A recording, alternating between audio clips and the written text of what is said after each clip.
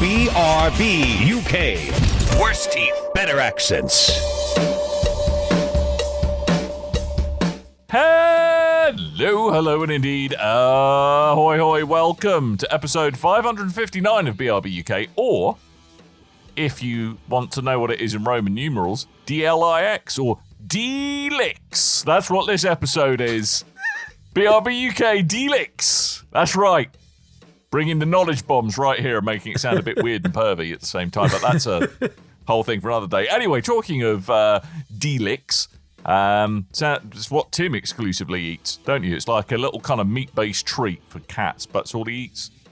Yeah. That's what you do. Yeah, that's what I do eat a fair few pepperonis, to be fair. There we go. But, They are, to be honest, they are essentially pet food. Pepperoni shaped. Pepperoni shakes. Pepperoni Nice. Shaped. Oh, shaped. Yeah, no, these D-Licks that Tim's eating. Oh, yeah, there we go. Taking Coleman. them all angles. Yeah. Hi! Hi. Coleman's having a moment this week. He's we've ordered Hyper Coleman. It's like I apologise. Coleman Championship Edition. It's just. How you doing? Hey, not bad now. I'm a little bit worried now the D-Licks are after us. Mm-hmm. Yep. The scariest of the D-Licks. Doctor Who creations. They are the D-Licks. See? Instead of a plunger, they've got it. Well, let's not do this. This is why I try and drop the occasional knowledge bomb on you, especially at moments like this, because I think it would be fun. You see, D-Licks is just a very satisfying set of letters to say. Mate, you make education fun. But I have edutainment. tried. I have tried to make education fun in the past, failed miserably, I'm going to say. Admittedly, I was teaching biostatistics, so not that much fun to be had, I would argue. Right. But there we go. Yeah, see? I mean, knowledge is power, Yeah. and knowing is half the battle. Yeah. G.I. Joe. Oh, Christ. Anyway. Good week, chaps? Not bad. I mean, it's been a week. Pretty busy. It's been a Played week. some games for once. Yeah. Did you? What, you I played did. a game for once? Well, yes, but I got to play a lot of that game. Well, there we go. I Cool. decided to. Whereas I played yeah. a lot of games. Oh, God. Right, I'll get my ones out quickly. Summary of my week in gaming Hello? is Is this your D-Licks? my D-Licks. Get them out for the lads. No. Get your D-Licks out for the lads. What? Wait. Anyway, I've been playing more Starfield, surprise. I've started to get into the weeds now. Surprise. I've got multiple temples. I don't think I'm spoiling anything by saying that. Multiple temples in now. And I've decided I need to finally try and understand shipbuilding and outposts. You did say I ship, have yes? With ship- a P. Yes. Yes. Yes. ship. Right. Good. Not The SS ship. Dalek. It's not what I Yes. heard, but it's what it seems. Yeah, there we go. Ship Okay. per Yep. building. I'm deeply confused by all of the things that have to do with shipbuilding and outposts. I don't know. Have you seen there's a couple of videos this week where, like, apparently the AI is trained to only shoot the middle portion of your ship or any Yeah, I've sort seen of, that. You can build a ship main with a big point. square. Yeah, you If can you build a know- ship Brilliant. just entirely of corners and then you're indestructible. A ship flying entirely donut. of corners. Yeah, there we go. Yeah. Yeah, I've seen that. Polo. That was because I have to say, space combat kind of blows in it. Not gonna lie. Really? I'm okay with it. It's hard. Yeah, I don't think it's easy. I think there's quite a lot in Starfield where there's a little bit of but it doesn't quite tell you all the information you need to know. Yeah. And once you find out all the bits of information you actually need to know, then it becomes a bit easier. Like thrusters, Yes. for example. Finally found out about them. Quite handy. I found When you need that to they thrust. that's like the first thing they teach you in the ship, isn't it? No, How there's to something else. use the thrusters. About like strafing and stuff like that. I was like, Right, okay, that's okay. what I mean. Not boosting. I mean, thrusting. Ooh. I found with the boosting, risk of us not doing thrusting. another 45 minutes on Starfield without me hardly playing any of it, but I found that the ship combat stuff, it feels like something kind of thrown in when you look at the level of customization and exploration and all this kind of stuff that you can do within the game. When it comes to the ship combat, it just kind of feels like an afterthought, like something that's there so you don't have a loading screen or just to stretch the game out. Personally, that's all. Like, it didn't feel amazing. I don't think it's the strong Have suit you got of the the game. ability to target No. yet? Because that makes a difference, I think, to the space combat. Oh, the bit where you can target the engine specific Yeah. components of it. Yeah, the problem is, though, they're very That good, I doesn't- find. the enemy great, ships but- at just immediately getting back behind you and just shooting you to crap. It seems to be but then like you have to flip a kind of coin. get behind them again. But the only thing I find difficult is if you're going up against multiple ships at once. Yes, Then that's the you problem can I shoot have. down one thing and then another couple of ships are shooting you. It's really hard to do anything to get away from the other ships that are shooting you. Yeah. But overall, though, I think because I could go through a lot of things and we were talking about a few funny bugs that we saw beforehand. I had one where just people were facing away from me in conversations, which I found quite amusing. But overall, I just find that the whole game that was some big thunder. But overall, I find that the game is definitely imperfect, but I still really enjoy playing it. I've played it in favor of some other things that I could have jumped onto this week. Really wouldn't have guessed looking at the list of games you want to talk about. Well, that's all because I went to a show. But I mean, in terms of what I've been playing at home, I have just been mainly playing Starfield. So, guess what else I've been playing? You can guess, probably. really? Armored Core. No. Destiny. Destiny 2. Destiny. Yeah, Destiny 2. Ah. But the main reason I was playing it is Destiny's because it was Child. as broken as knobs this weekend. It was absolutely messed up. It was What's hilarious. going on with that? Well, they've Why now and how? fixed. Well, so basically, sorry, Tim, I stole your catchphrase. That you can now craft weapons in the game. Where you can say, right, I want this gun and I want this perk on it. And it's kind of generally meant to be that once you've got enough copies of a gun, for want of a better way of putting it, you've learned how to make that gun and the perks within it. But it turns out that because of the wonderful laggy netcode that exists in Destiny, because it phones home all the time. Like E.T. Yes, like E.T., but with even less plot. Let him do his line. I know. You ready there, Tim? No. Gonna do your Destiny story joke? Go on, Tim. Go on, you It's know a you want to. classic. Maybe know you wanna. Destiny has Coleman's a story? got it on his soundboard if you Wait, don't here do we go. it. Wait. Oh, we got it. Go. What am I saying? Well, then. It's no time to explain why there's no time to explain why there's no story about Destiny. Okay. Tim, I mean, I've generally Hibbs. taken the piss out of it not having a story, but I've done it in but various anyway, different ways. The long and short of it is, they could, if you turn the number of frames per second down and we're on a moderately busy network, it might be more frames per second than the network, perhaps in retrospect. But you could make guns behave like other guns, so you could have a full auto shotgun, for example, Nice. or a full auto grenade launcher, or a grenade launcher that fires like a shotgun.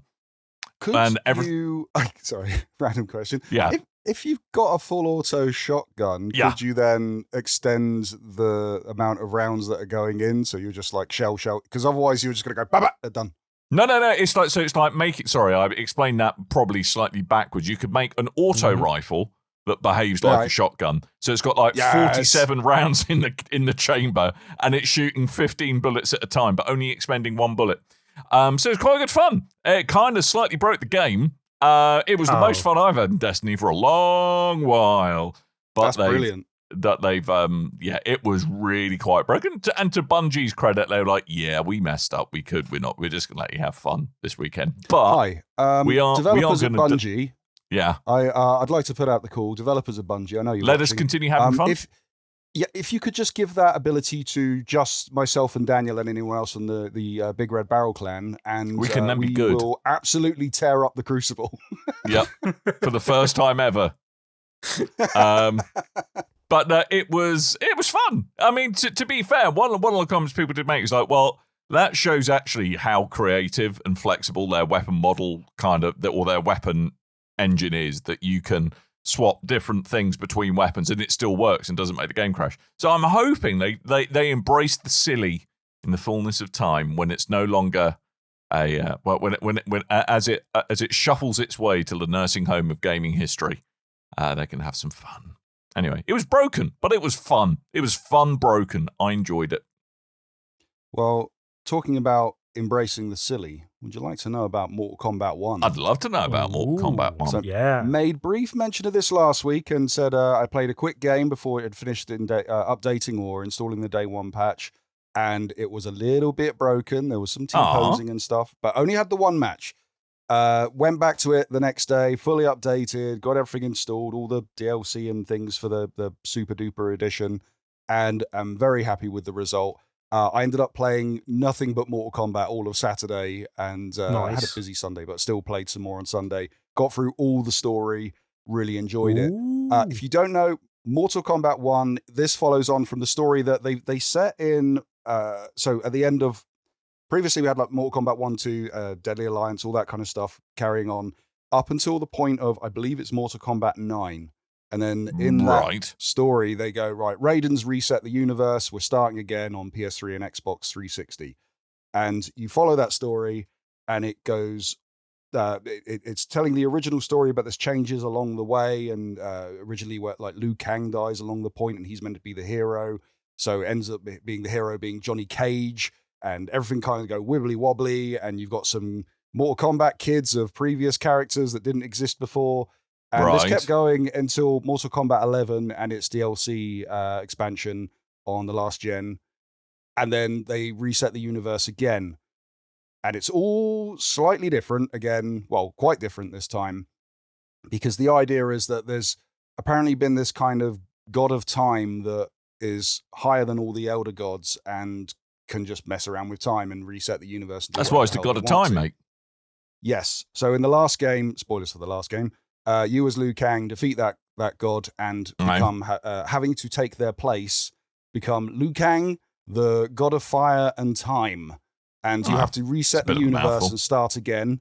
Which he tries to start again, leaving all the parts in he likes, but changing things. So, in particular, Shang Tsung is instead of being like the evil wizard that's masterminding everything, toilet cleaner, is kind of like a snake oil salesman that everyone hates and doesn't do very well.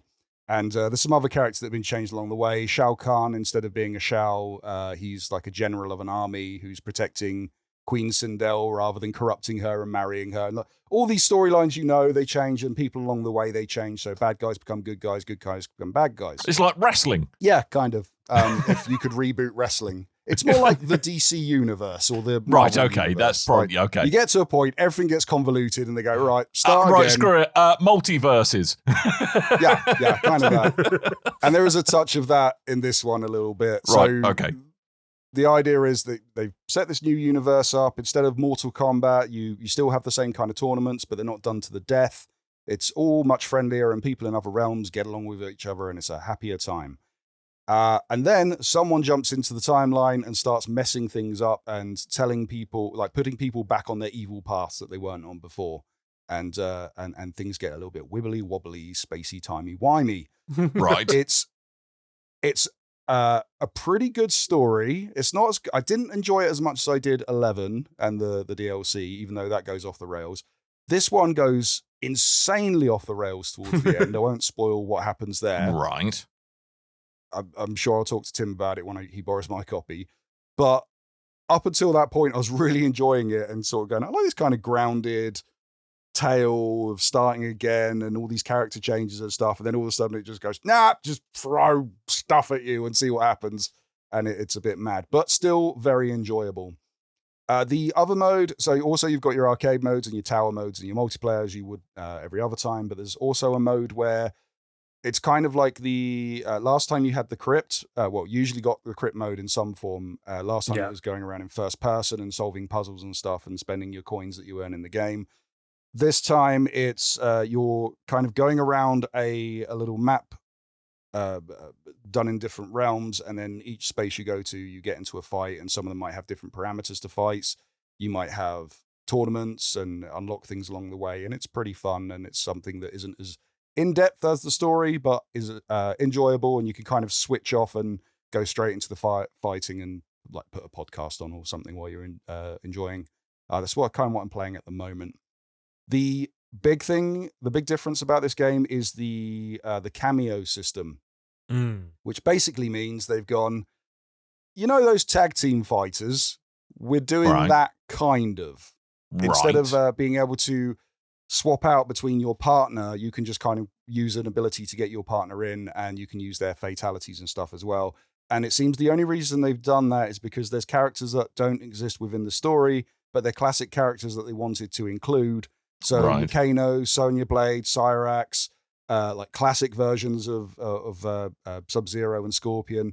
They throw all those in for you to play around with. So they're not playable as a regular character, but they're involved in some form or another. Assist type moves, basically, yeah? Yeah, assist moves. That's basically the way of saying it. But the cool thing about those is because they're pulled from different time eras. So your Sonya and Kano, they're from Mortal Kombat 1.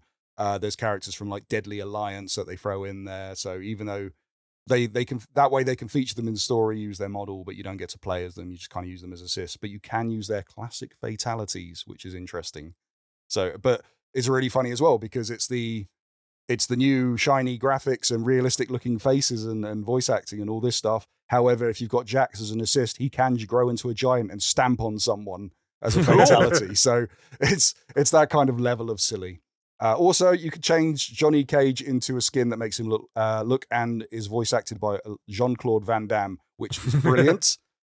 And also featured in the game. Full circle. Because they always have to go, NetherRealm always have to go, right, here's an amazing game, and we're going to do something to annoy you about it. Last time it was Ronda Rousey.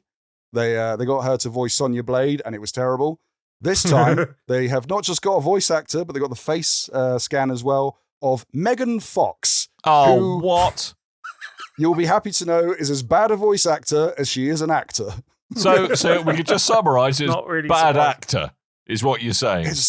It's so funny because there's a point where you've got all these bad guys meeting up from Outworld and they're the NetherRealm, and they're all talking to each other, and they're all like sort of like evil voices and dramatic and all this kind of stuff. And then this vampire woman who's got the face of Megan Voice is like, yeah, and we suck blood because we're vampires.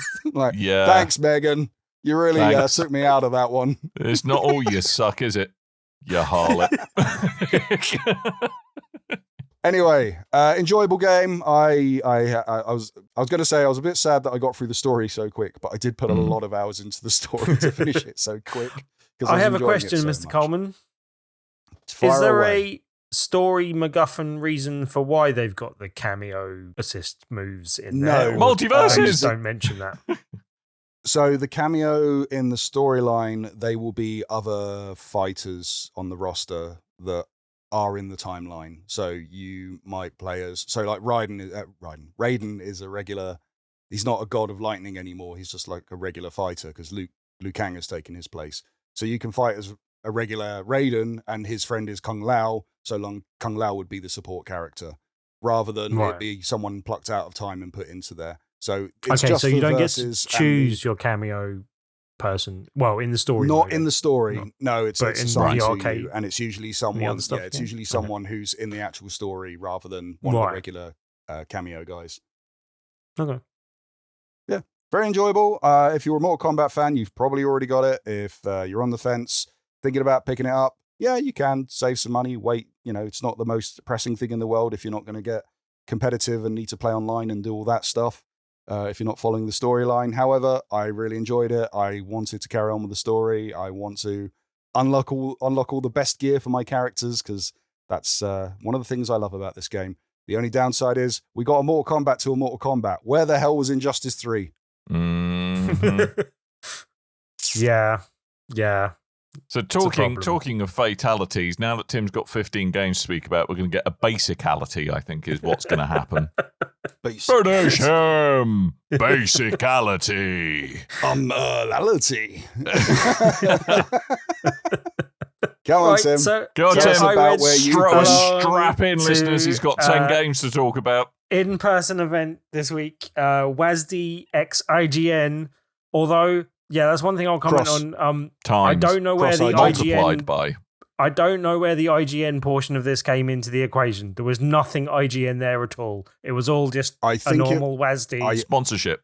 I don't know. So, if I'm right, this is a little idea that in my head this isn't confirmed or what's going on, but usually, so WASD kind of taken, created from the guys that used to do EGX and Rest, and since that got sold off to whoever the hell does PAX, I always forget that company's name. Repop.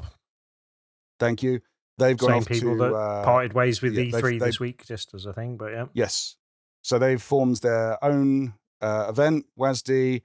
IGN, as much as I remember, never covered EGX or Rest. Because it was maybe offhand spoken about it in podcasts and stuff, but yeah, never covered it because it was Eurogamer. This one is not associated with anyone, so why not jump on board, provide some funding from Ziff Davis, the parent company. I think it's something to do with that. It's more like partnership in the UK.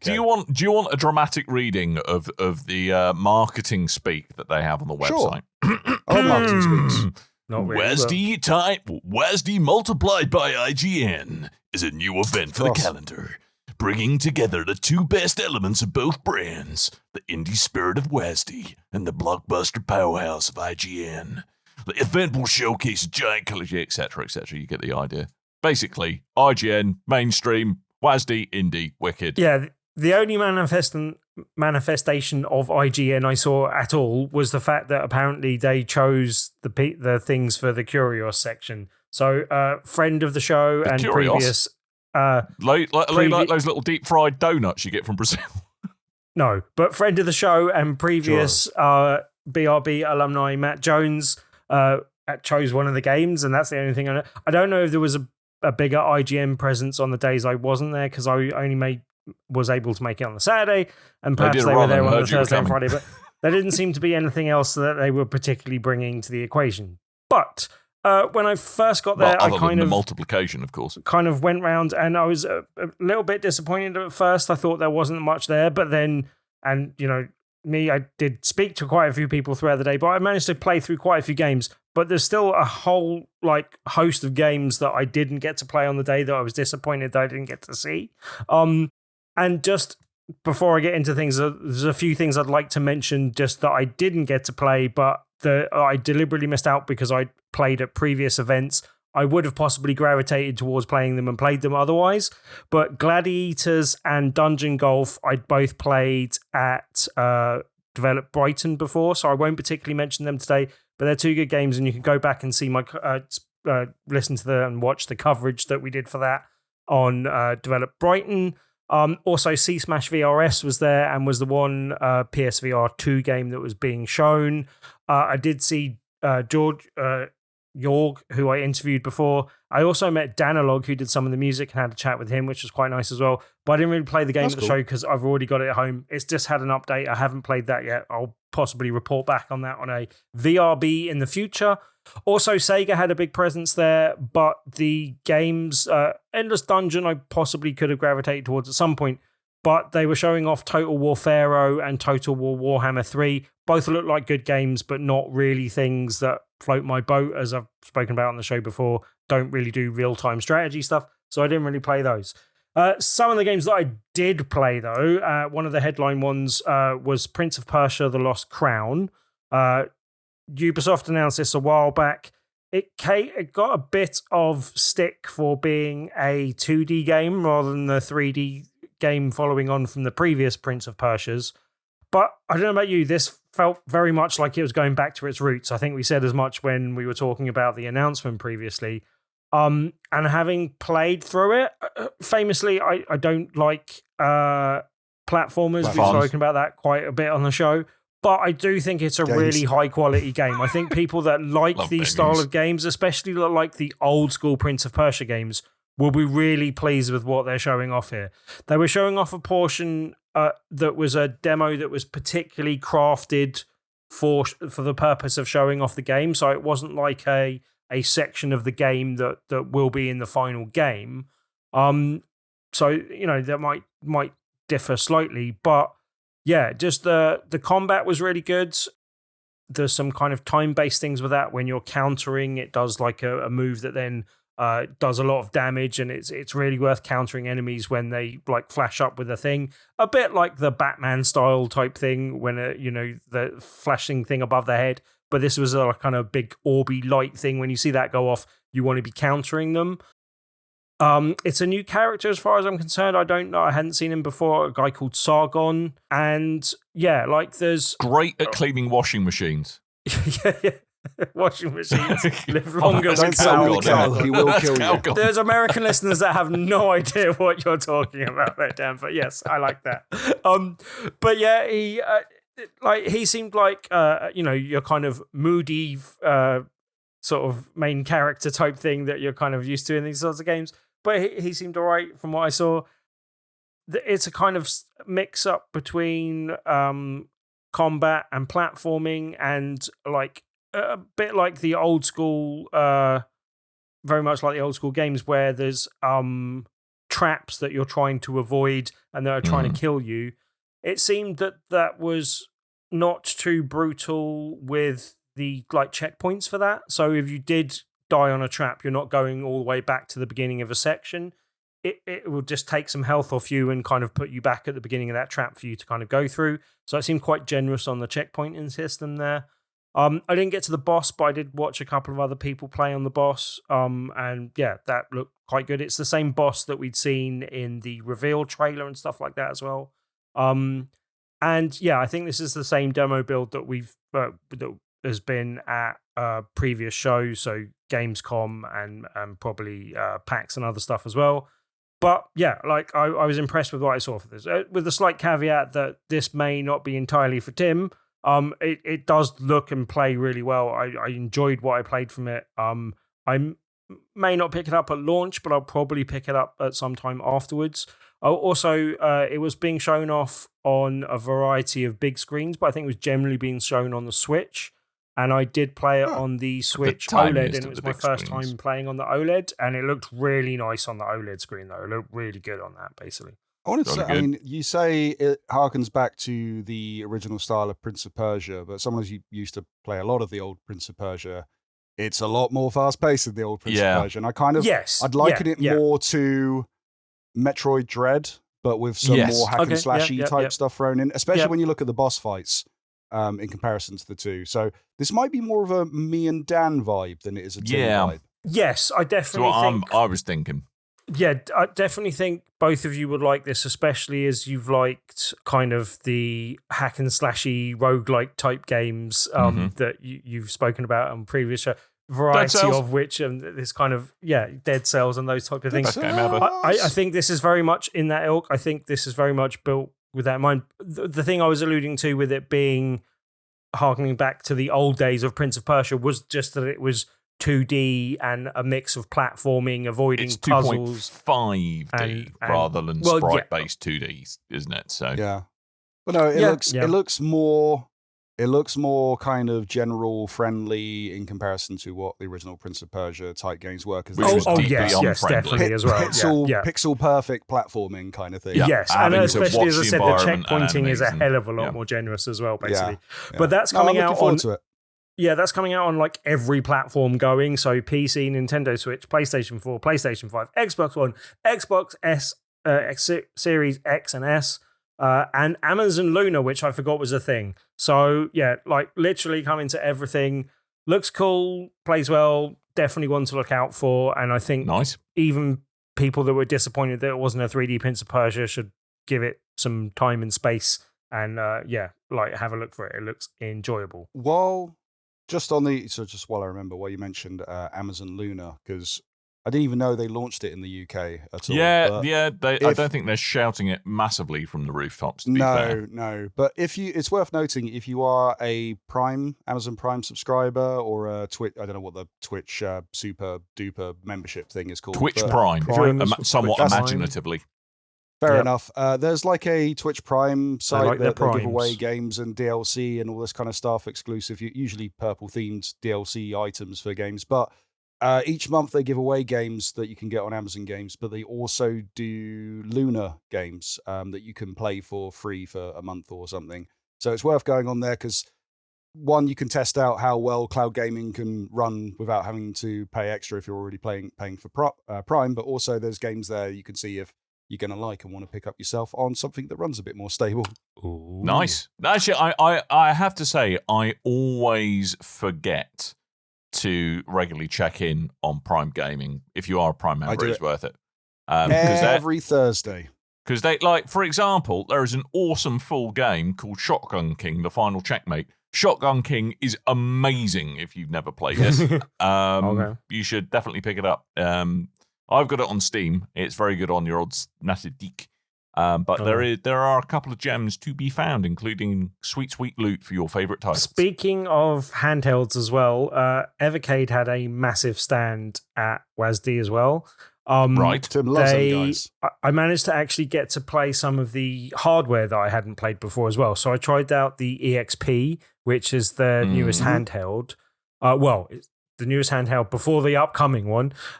But yeah, the EXP's, the major selling point of that is that you can turn it sideways for some games like the one I tried was 1941, but for scrolling shooters that are much better in a portrait format, it's really good for that, and that worked really well. I was quite impressed. There's just a little button on the bottom of the console you can hit and swing around, and then the buttons work that way. I was really impressed with that to the point where I'm going to try and look out for one of those and possibly pick one up at some stage, possibly.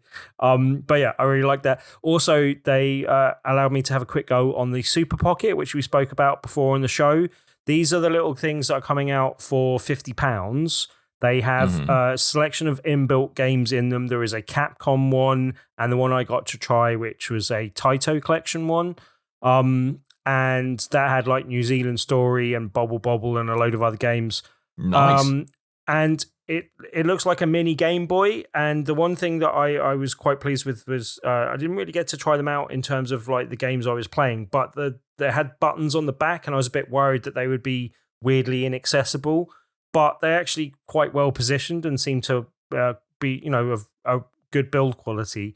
The added bonus for the little thing is that they also take Evercade carts as well. For anyone who doesn't know, generally a collection of retro games, but they also have various collections, but then occasionally they'll have a new game that's been, like, often games that are put out on like Mega Drive cartridges and these type of things, they'll have as a little like 1 game or 2 game collection. And one of the ones that I got to try out that they had on display there was one I think you'll like, Coleman. It's a game called Full Void. And it's very much in the flashback kind of vein of platformers.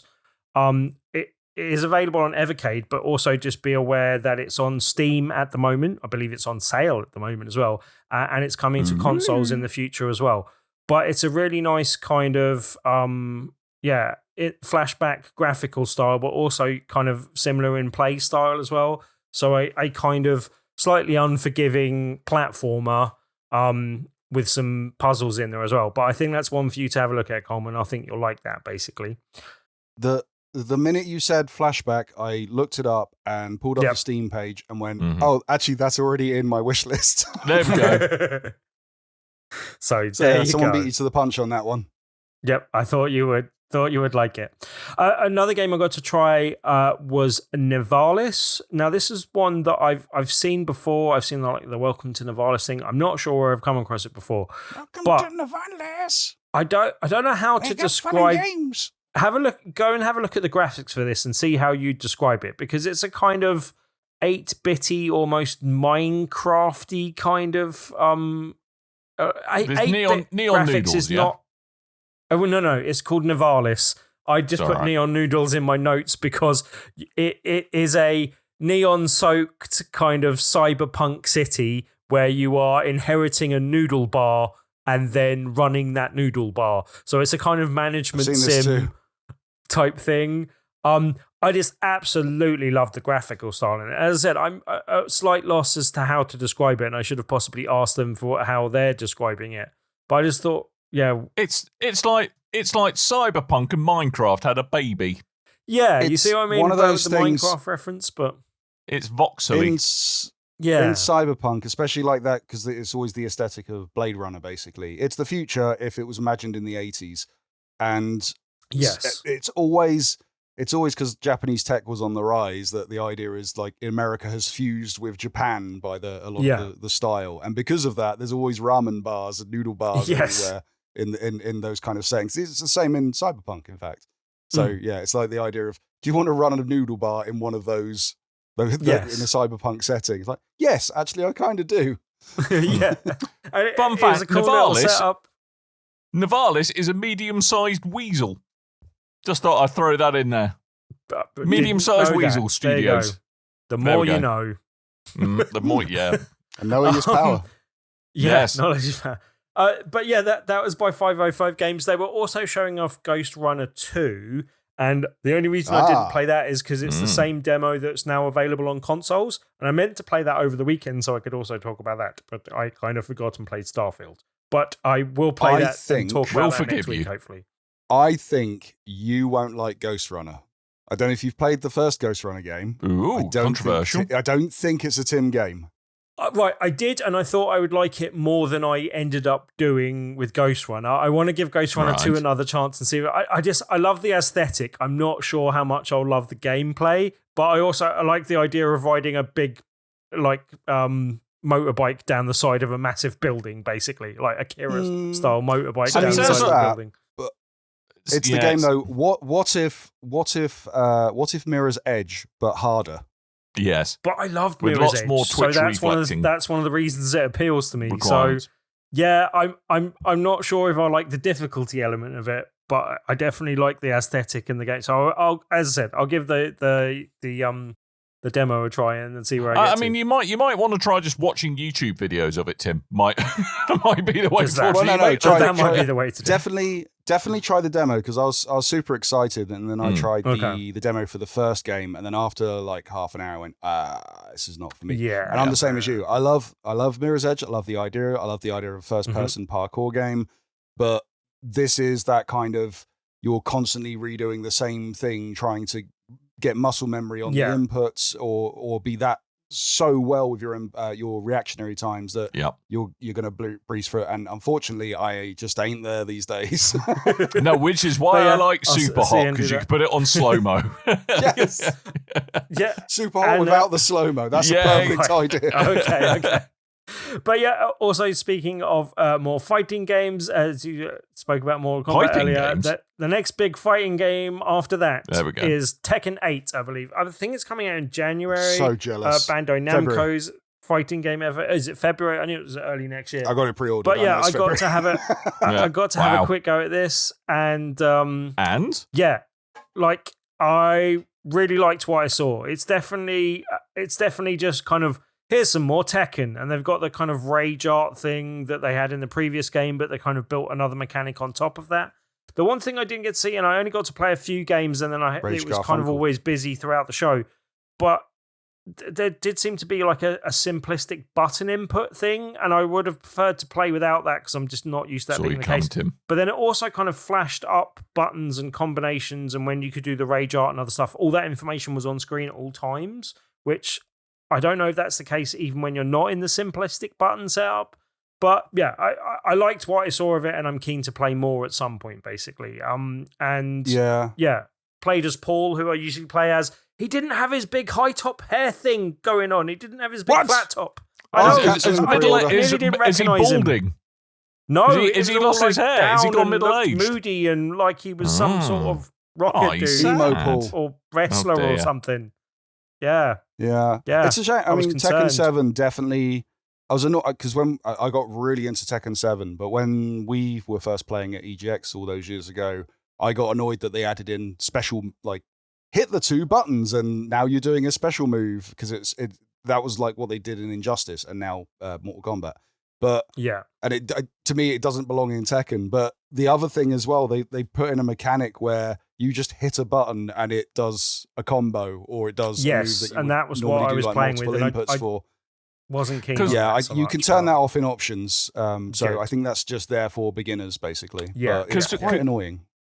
Because I think that, because Rage Arts, as you said, was from other kind of is a bit of a holdover from previous entries in the series. But there's also this heat system thing, isn't there? It seems that they seem to be incentivizing really aggressive play styles in Tekken. Really? Yeah, I didn't get to grips with that too much, but it did seem to be that the in a similar way to the Rage Art, it becomes active at some stage, and then you can use it and do it. But I didn't get a good handle on exactly how that triggers exactly.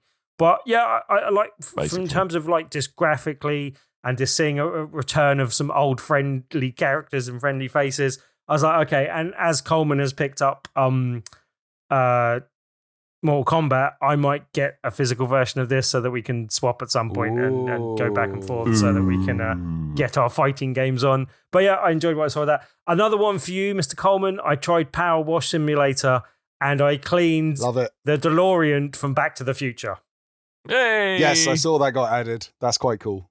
I don't know if you've seen the little extra bit when you finish cleaning it. If you haven't seen it, I'm really not going to spoil it for you. Yet. Okay, I'm not going to spoil it for you. Report back when you've played it. I think you will like it. That's all I will say. Okay, I mean, at the moment, Nice. I'm doing real power washing, so I've not had a need for the Wow, power look washing at you. simulator. You've got all transmedia. Look at you. That's fantastic. Well done, you. But yeah, I've you, gone, you I need know to, how to use this thing, and now I'm covered in crap. Nice. But you need to play it before you get spoiled on it. Go do it. Get to it. All right. Oh, man, let's stick it on the that deck. was from the Square Enix Collective, I believe, and also they were showing off Little Goody 2 Shoes, which was a kind of horror, kind of horror-esque, but kind of like fantasy in terms of like, what's the word I'm looking for? Like fairy tale type things, like That's a kind of dark Brothers fairy Grimm. tale type thing. It reminded me of who was the guy that did the Alice in Wonderland game that makes the kind of horror setting type American things? McGee. American McGee. It reminded me of that, but not quite as graphically impressive. And yeah, I didn't love it, but it was interesting. It wasn't really my thing. I think there are people that will gravitate towards this and like this. It's a kind of cutesy kind of horror-esque game with a kind of fairy tale setting. As I said, it just not entirely for me. But I think there might be people that like this sort of thing. Puzzle solving was okay and stuff, but I just didn't really. The aesthetic and the setting and stuff didn't really do it for me, basically. Also, Any I got relation to play, the Adamant song "Little Goody Two Shoes"? not as far as I know. I didn't see the song, Good song. in the game. It would be good if they used it. I also got to play Bulwark. Is there any relation to Little Goody Two Shoes, the 1765 children's story? Yes, it is. Possibly, maybe. I don't. No, it is. I I'm looked not it up familiar already. with it, so let's go. Yes. Yes, it is. It's a fable. Yeah. Yeah, that would make sense.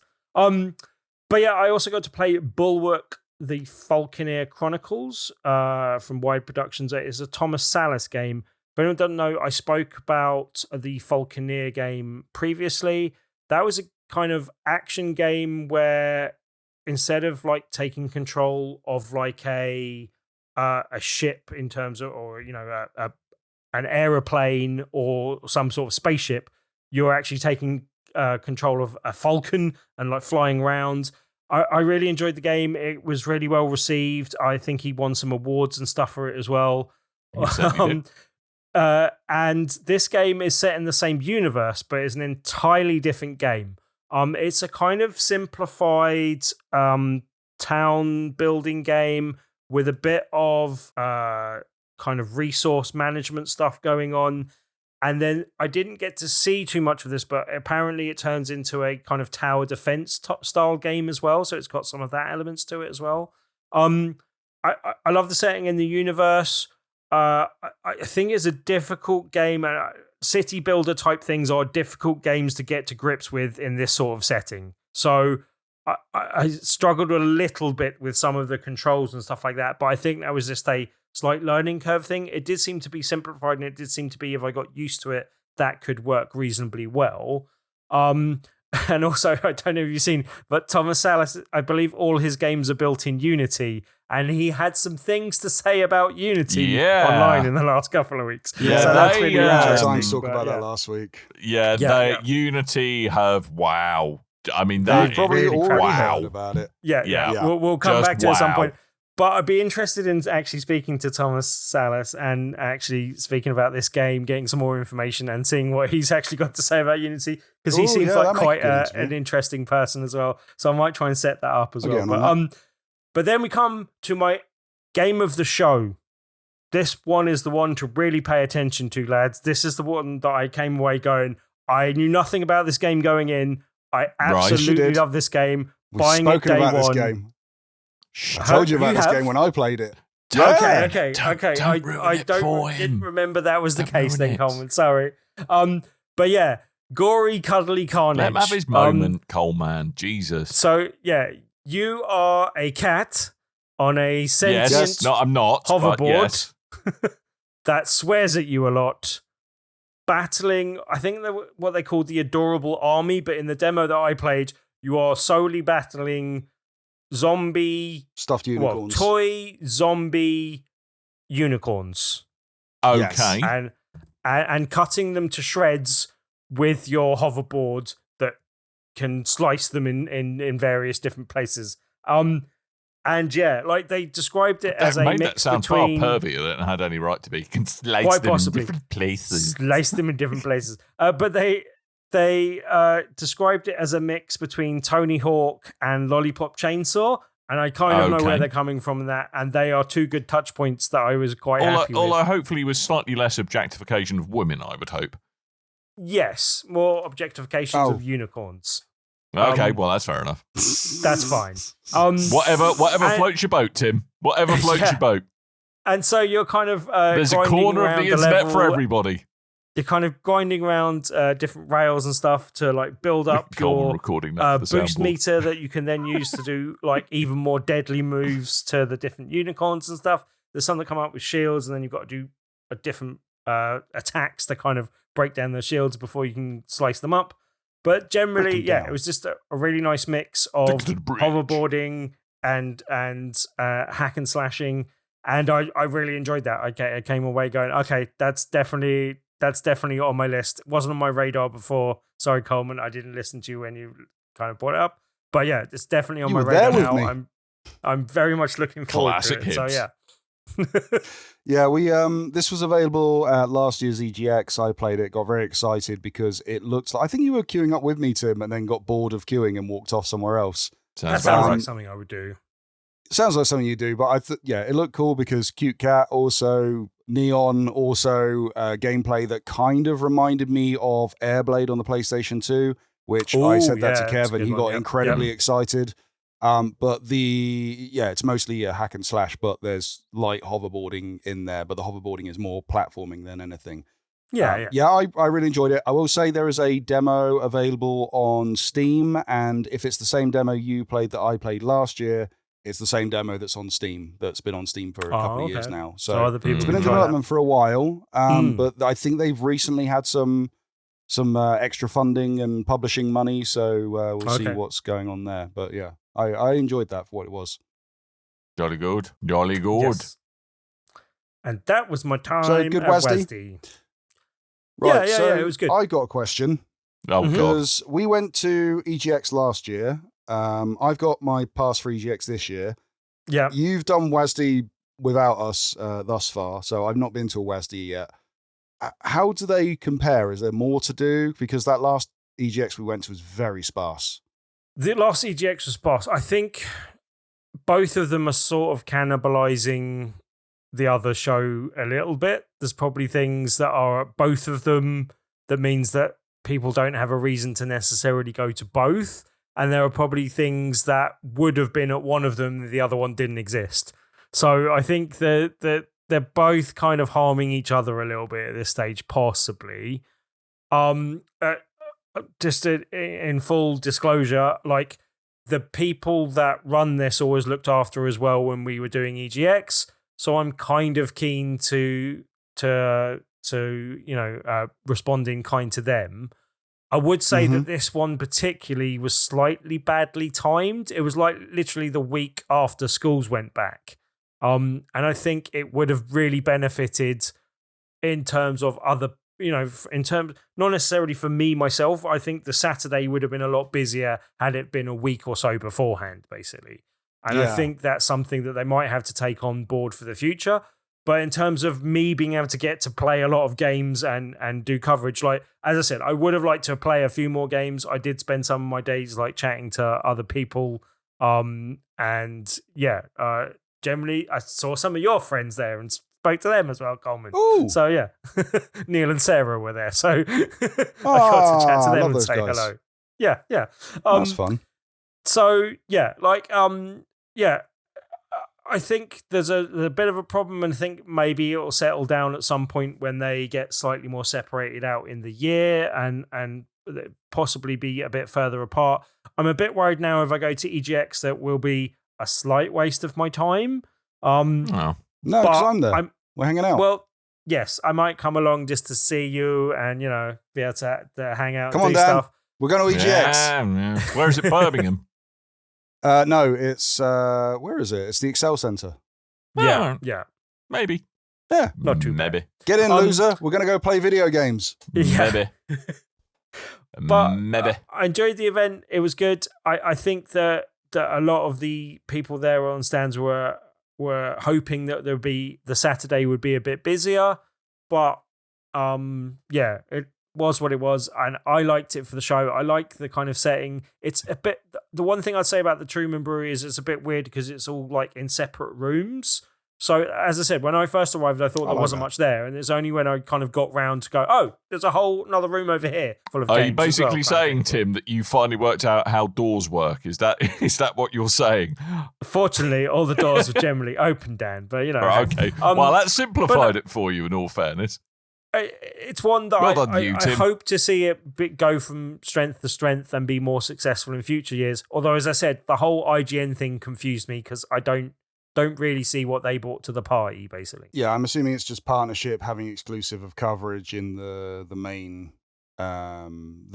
big hitters in video game press, but also it's probably funding on their side to put their name in it. They probably got some IGN adverts about. Yeah. So Tim has finally finished talking about his games, and we're already running very long, and there is a honking great amount of news to get through. We won't get through all the news. I will quickly say, just to sort of jump towards the end here, because it's a very sad day. Oh no! Not only has the Evil Dead, the video game, not only have they stopped making content for it because it's not doing as well as they'd initially hoped, but Marvel's Avengers is being delisted. Right. However, it's not all doom and gloom because they're still running the servers. You can still play the game. For another the game, that's a shame. For another 9 days, as we're recording. No. You can still play it past the point it gets delisted. Yeah, past that. Oh, okay. It's just if the servers crash, they're never booting them up again. Is basically what it comes down to. Oh, I don't know this because it's not Square Enix's game anymore. Technically, behind the scenes, it belongs to another company, and that other company probably doesn't want to pay license fees to Marvel and Disney anymore. So, we're going to get knockoff superheroes. That would be amazing. No, it's just you won't be able to buy the game anymore. Yeah. But Underpants, man. The game's going to get delisted on the 30th of September. The so human shortly. kebab. But until then, there is a 90% discount. I don't know if this is on consoles or if it's just Steam, but you can buy the definitive edition for 90% off, which takes it down to, I don't know what's in pounds, but about $4 in the US. Oof. So I will say, much like when we do the is Anthem worth it, I would say it's still not. Because there is a story, there is a lot of content there, and if you've got friends that are playing as well, as proved, Tim's not big into the game. Our friend Bleezy's not big into the game. We had a blast playing together. It was fun. It's a fun thing to do together. I also think it's sad it's going, but I understand why.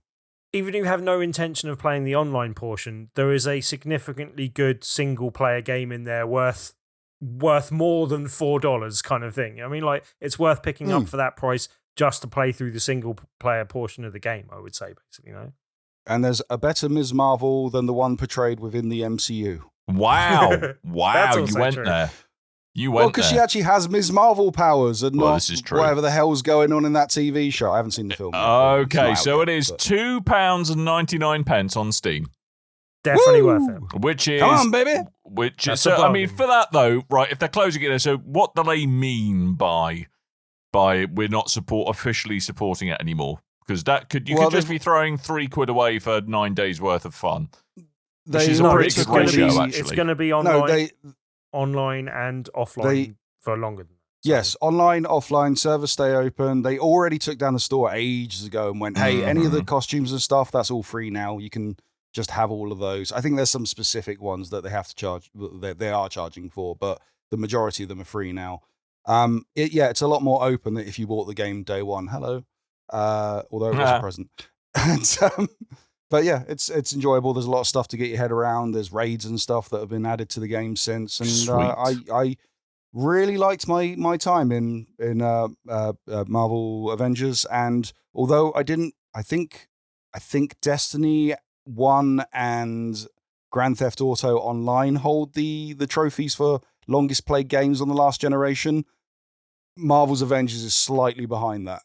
So okay. It's pretty close. I really enjoyed my time in that game. I need to jump back in and get that platinum. I'm so close. No, I'm just gonna say one thing. Anthem now £6.99. Still not worth it. Not worth it. You're better off buying Avengers one than thing Anthem, we should absolutely touch on, but we are running long for time. Leaks. Yeah, Leaks. Leaks. Wow. Leaks. Leaky Yeah. Xboxes. So as you've probably heard, there's a little bit of a thing going on where Microsoft is wanting to buy Acti Blizzard, which has led to, various discussions in the courts, one of which is with the Acti Blizzard King. Acti Blizzard King. I got you, Tim. Thank which so in the States, the relevant regulatory body they've been having a little chinwag with in the courts is the FTC. Now, in any court, people have to submit evidence. Now, obviously, Yes. in this particular instance, there will be certain trade secrets that Microsoft are having discussed in the court case that need to be discussed in the court case, but shouldn't be released to the public because that's going to show their hands and put Microsoft at an unfair disadvantage. So they submitted some files to the court. Turns out that A lot of stuff. they didn't quite, even though they called the file name something redacted, turns out just putting the word redacted in brackets doesn't make all your trade secrets disappear.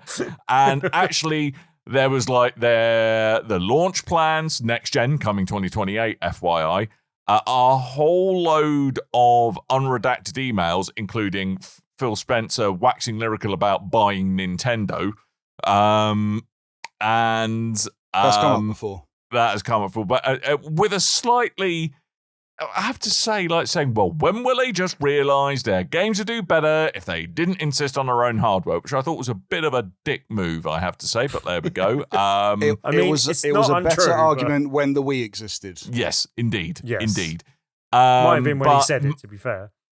Yeah. But, I mean, I think it's not only Microsoft that have had some plans impacted by this. I mean, there was quite a lot of granular information about what's coming down the pipeline in terms of titles that are being developed that are Xbox console exclusive, timing of the Series X refresh, timing of the Series S refresh. Basically, the long and short of it is both use less power, have more storage. That's what you're getting. Same great price. Woo! And adorably all digital, if you're a Series X fan. Also, That's the X is a exact cylinder word. now. Adorably all digital. Really? Yes, I don't know. and now they've taken a cue out of Apple's book and they've made it look like a drum. It looks like a little Xbox themed trash can. But at least then you can have an Xbox trash can to go next to your Xbox fridge. So get with the times.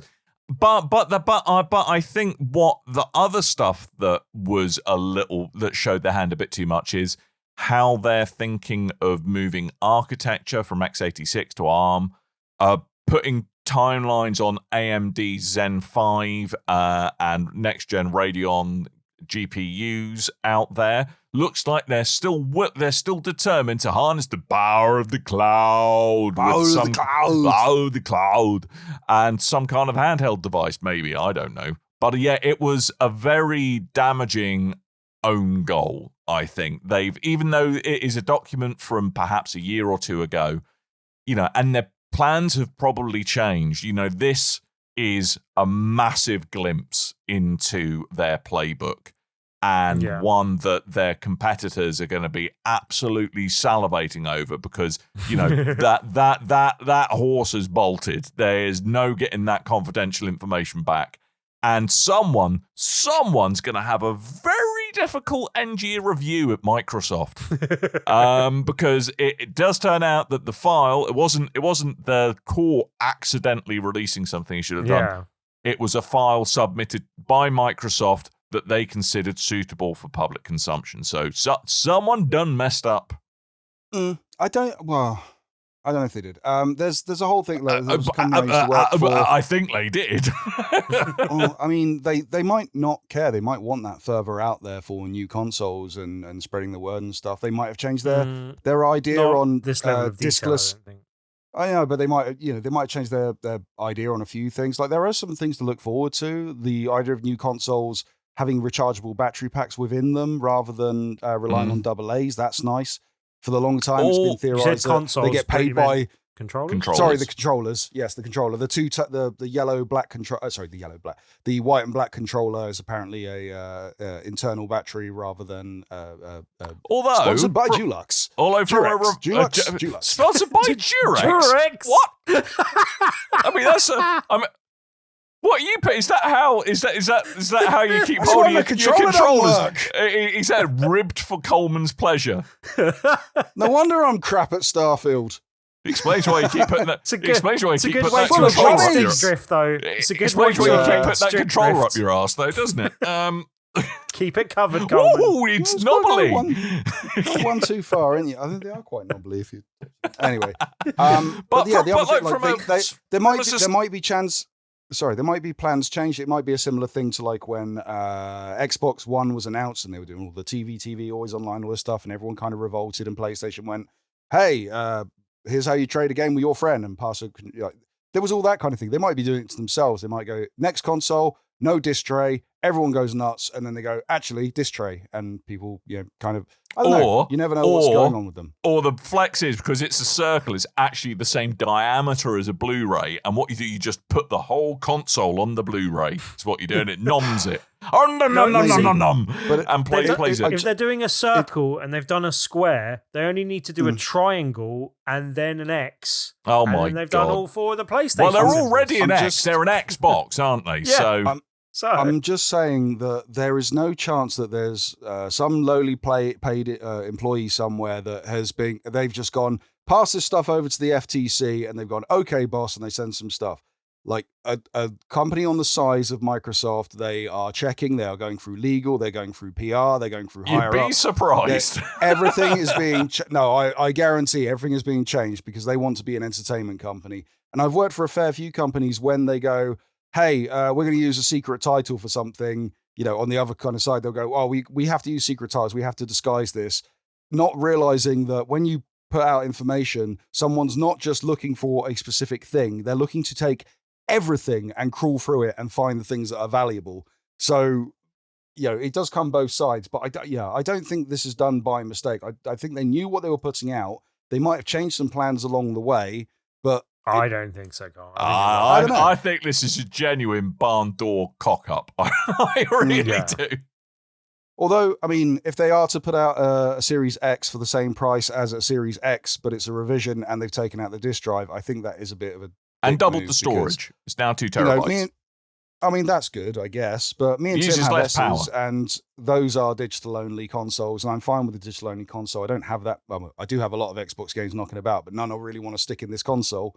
They're all in storage somewhere, so I can just hoard them and then be buried with them one day. Lovely. But, it's not too bad, especially because Xbox didn't do a PlayStation and go, hey, we're going to remove all our game keys from any kind of reseller site, supermarkets, anything at all. You're going to have to buy them through our store and only our store. Xbox, you can still get pretty decent deals on digital, but what is to say that they can go, right, now we've removed your ability to buy discs and stick them in our console. Now we're going to take everything out the stores and do exactly what PlayStation did. There's many ways of looking at this. I mean, I think the one thing that assuming, if they are still current, still accurate, it's interesting how many cues Microsoft have taken from the DualSense controller, but also the Stadia controller and what they're proposing, like kind of having a controller that directly connects to the cloud via Wi-Fi to kind of do essentially what the Stadia model is, where you essentially just stream the video on one device and directly control it on your Xbox controller. I thought it was interesting, the whole pick up to wake thing, which is from one of their media remotes, I think, back in the Xbox One days, but also the really kind of doubling down on haptic feedback as well. I think really kind of gives a nod to I think a lot of the great work that I think Sony probably led the way with in terms of really maximizing user feedback through controls. So there we go. But I think you're being very generous, Coleman, to them. I think you're being exceptionally generous. And it would be a hell of a ballsy move if it was like, right, we're going to throw them a curveball. We're going to put out a bunch of pretend information. And we're going to pretend it's real. Because I'd imagine the court would have checked that is similar enough to the information that was provided to them in the first place. When you work with so many companies that run similar to not just Microsoft, but Xbox as well, and you do the front end, the back end, you deal with clients and all this kind of stuff, and you kind of see how the sausage is made and learn inner workings. That's why he uses the condoms. Security profile, security protocols and all this kind of stuff. You get an idea of how things work in a lot of different companies, and then when they run differently, usually you're kind of shocked by it because they all tend to work a similar sort of way. But yeah, I don't know. It may seem like I'm giving them the benefit of the doubt, and maybe I am, but it's just sort of through experience that I think I don't think it's unintentional that they gave away the information they gave away, knowing that it was going to the FTC, knowing it would get leaked. Because everything is getting leaked. I don't know if you saw there's an apparent rumors of a leak from Gamescom from an apparently drunk person at Gamescom that because Switch 2 was being shown off behind closed doors, and that's generally known. Probably. It wasn't being shown. No, that isn't the rumor. That is known that Switch 2 is being shown off to publishing partners and other people, but not really to press at the moment. But apparently someone got drunk and released information that apparently it contains a VR component. So there you go. Oh, God, you're going to be insufferable. That remains to So be is the seen. Switch, technically. So I mean, you get one exactly. Switch, put it on your left eye. You get the other Switch, put it on your right I eye. have a Switch. I have another. Oh, no. VR God, Switch. No, Don't do the voice. Jesus. Don't. All right, I'll resist. I won't get delisted from YouTube this week. It's fine. Switch VR Switch. Jesus. We're going back to 10 years ago. I have an that apple. All right, yeah. There's a lot of leaks. There's stuff you can sift through, find things out. I thought the one-handed controller was an interesting idea, especially as Xbox seemed to be the first of the big console guys to pick up the accessible controller idea that was put forward to them from companies like Special Effect that we've dealt with in the past. So the idea of going for a one-handed controller, that seems very up there and likely. I like stuff like that. Right. Well, with that Also, I want a bombshell- black and white controller. I want a controller that looks like it's been dipped in chocolate. Giz it. Give me an Oreo controller. Wouldn't that have it in the middle, though? Yeah, I'm thinking more like the black and white cookie. You know, where it's I know this is a very American thing, but you got the white cookie and you dip it in the black chocolate, and then I was thinking more like kind of two Viennese fingers. Not a euphemism, Tim, before you start off. Whoa. We had a lovely night out. Slip me a Viennese finger at the end of it. Sorry, no, we've been cancelled. Dan's done it again. What? I just said he slipped me a Viennese finger at the end of the night. It's fine. We've all lost our jobs, which is impressive as Tim's self-employed. Yeah, I know. He's fired himself. He's that ashamed. Fired myself. Anyway, we are going to wrap the show up before it gets even worse. Buy My Face. The usual weekly reminders to buy My Face. We have a whole bunch of sweet merch with my face on it and other things beside, but most importantly, things with my face on it. If you go to tpublic.com/stores/BRB, name an object. You can buy it with some kind of awesome image on it, like my face. Baby Hammer. grow? Yes. An egg. What? A beaver. Taxidermied beaver. No, I think probably Peter would have something to say about that. Or Peter. Peter. Is it fern. Peter's beaver? Is that what we're saying? A fern. Why? Jesus Christ, Coleman, you really are the most obtuse man sometimes. A director's chair. You did fine. give him a bit of I gave him a rope challenge, to hang and yourself with I there. should have learned that by now. But anyway, Yeah. Tim, but enough about buying things with my face on it. Tuesday, Tell us about Tuesday. Tuesday Tabletop Tuesday. is a Tuesday, and each and every Tuesday we do an event called the Tabletop Tuesday at the Loading Bar in Stoke, Newington. Dan. Yep. What? Dan, this is a good one. Yeah. Yes, it is I a heard good this one. is a good one coming up. Right, This is a good one. Right, okay. It is a good one. Good. Right. This week's game by Big Potato Games is a game called Obey the Clay. Excellent and it name. is an Aardman animation game, Ooh. which I think is quite Even awesome. better. And yeah, you're basically two teams facing off against each other. Got to make stuff with clay in a time limit. And yeah, there's a bit of Wallace and Gromit type language with a timer-matic. I think it's just a timer, basically. That you kind of got a tug of war between you. And yeah, it sounds like fun. It's going to be a silly one. It might be one that we play on the night and then put away and only bring out on special occasions or when people particularly ask for it. So particularly come along on the evening and play the game on the evening. And as always on a Tabletop Tuesday event, you can win a copy of the game just by playing it that evening. We had a fun week last week. It was a good one. So expecting another good crowd for next week. But come along and play Obey the Clay and you can win a copy of the game. There will be more details on the top left-hand corner of Big Red Barrel, or you can join the over 2,000 members in our meetup group. Search for Tabletop Tuesday on meetup.com. Blended. Tabletop Tuesday at Loading Bar in Stoke, Newington. I was written there. That is on the 26th of September. Go there for Obey the Clay from Aardman Animations and Hot Potato Games. We love both of those companies. Big Potato Games, but yeah. Big Potato Games. What did I say? Hot Potato? Hot potato. Yeah, hot potato. They're Hot big potato. like we are. Big They are red hot, barrel, big potatoes. Big potato. Jesus Christ. We love those They are guys. not hot. Sorry.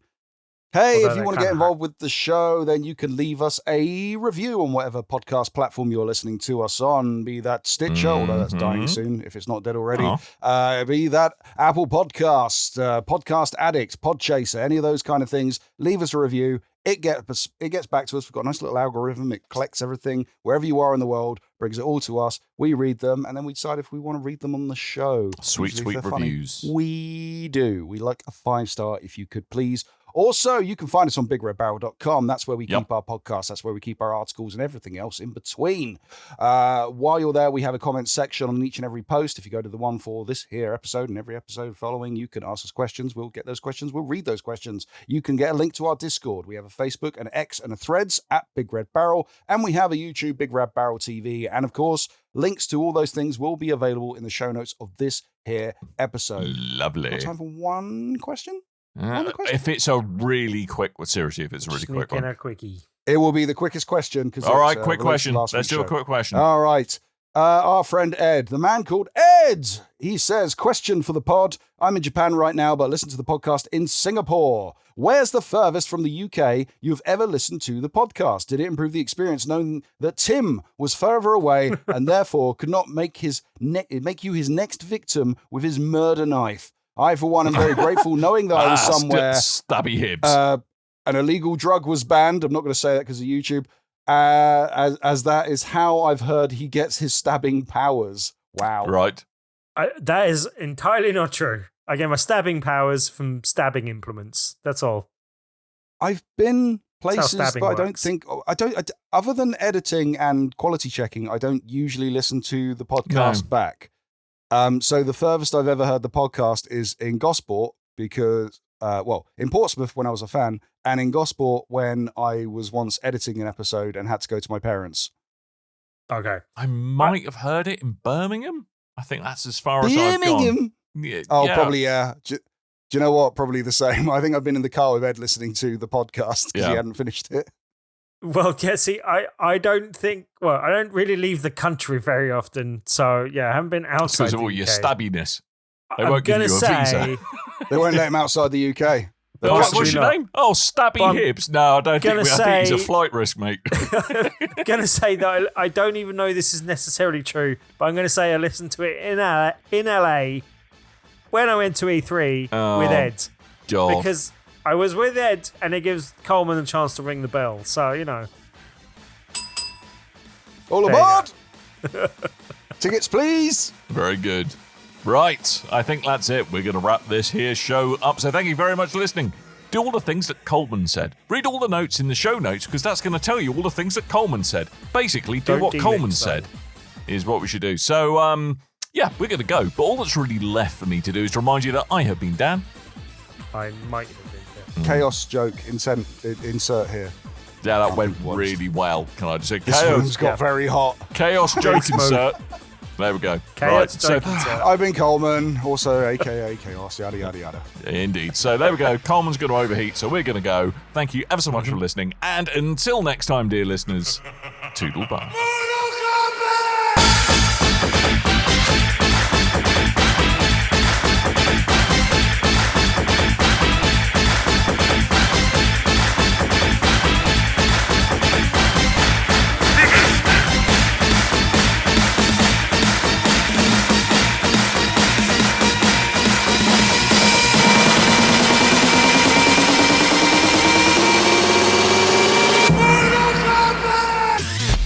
You and your ears are quite welcome. For the podcasting goodness that you just heard. Why not roll on over To BigRedBarrel.com. for more podcasts? News, reviews, and videos from the biggest, reddest site on the internet. BigRedBarrel.com. But just on It's like Slough. So what you're telling me, this is a psychological horror game set in an outpost in Slough. yes. Could Yes. be. Yeah. Excellent. It's basically The Office, Dan, is what I'm saying. Okay, fantastic. Great. Glad we cleared that up. I thought that was set